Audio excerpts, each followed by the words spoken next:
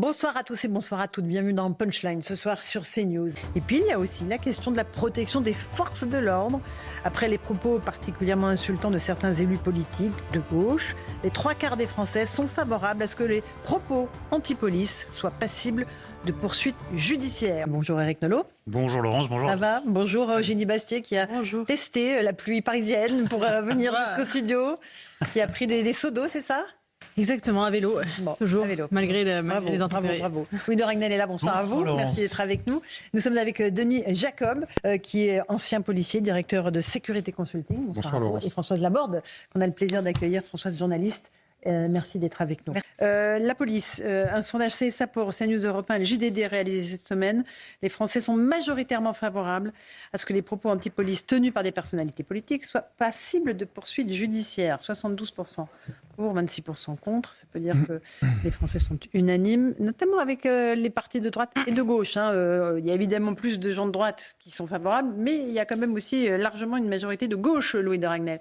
Et ça concerne notamment le tweet du député insoumis Raphaël Arnaud qui avait dit que les forces policières françaises assassinaient en Nouvelle-Calédonie les Kanaks. Non, mais le problème, si je peux me permettre, Laurence, bien évidemment que la liberté d'expression, on doit pouvoir critiquer une action de police ou le comportement d'un policier, ça fait bien évidemment. Mais quand vous avez des individus, des collectifs, des associations, des hommes politiques dont on connaît l'appartenance plutôt à gauche, voire d'extrême gauche, disent sur des manifestations « suicidez-vous ».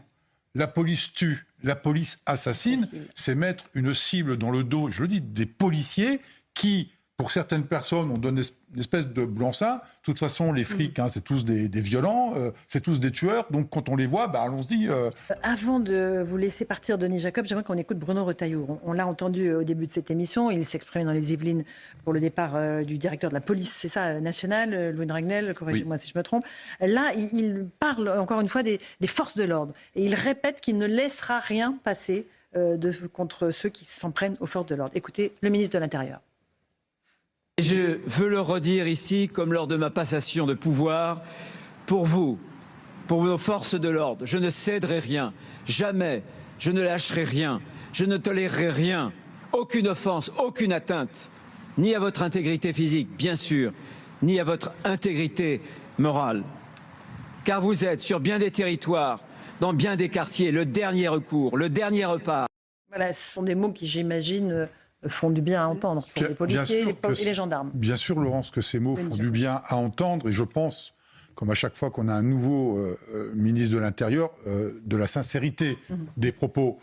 Mais moi, je suis un ancien policier, j'ai 36 ans de police, j'ai vu plus de 20 ministres passer. On a toujours eu ce discours de prise de fonction.